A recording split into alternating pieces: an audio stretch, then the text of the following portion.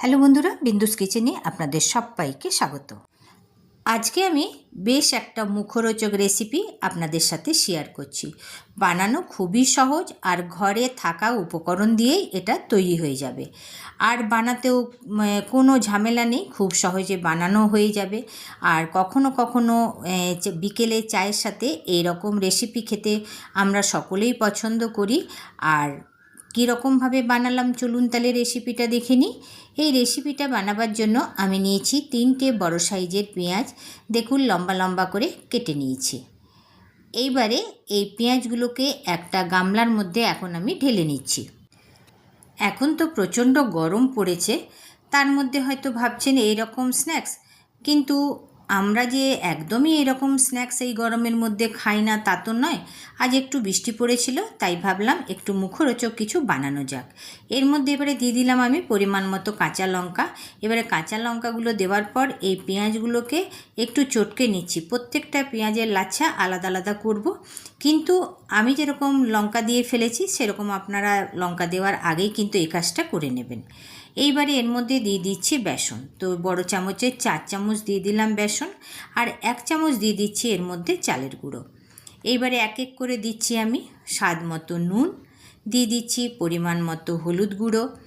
এইবারে দিয়ে দিচ্ছি আমি একটু কালো জিরে 1/2 চামচের মতো, আর দিয়ে দিচ্ছি আমি দরদরা করে গুঁড়ো করা ধনে।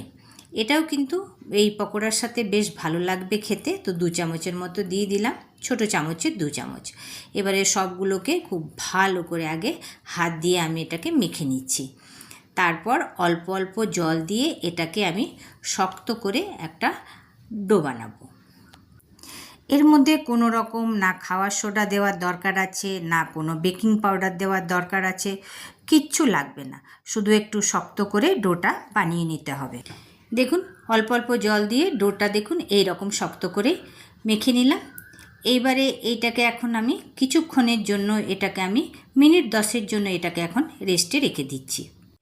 পকোড়াগুলোর স্বাদটা একটু ভালো করার জন্য আমি নিয়ে নিয়েছি 3টে ডিম। পকোড়ার মধ্যে এই ডিমগুলো দেব, তার না হলে কিন্তু একদম পেঁয়াজ পকোড়াই লাগবে।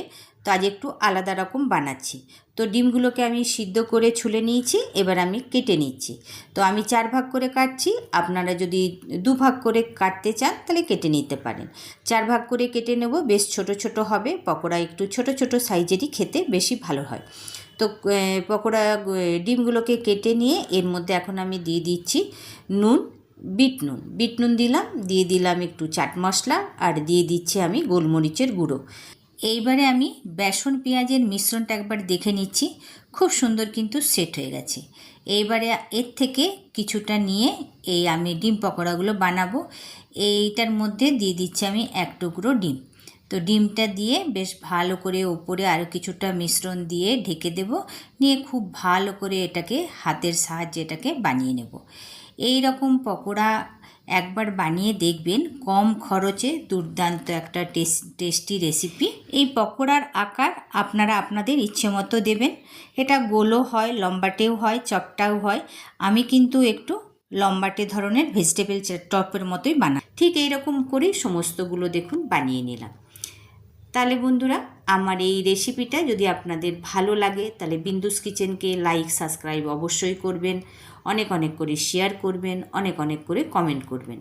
এইদিকে তেল গরম বসিয়ে দিয়েছিলাম, এক এক করে আমি এর মধ্যে ছেড়ে দিচ্ছি। সবগুলো তো দেবো না, যতগুলো কড়াইয়ের মধ্যে আসবে অতগুলোই এর মধ্যে দেব, যাতে খুব ভালো করে ভাজা হয়।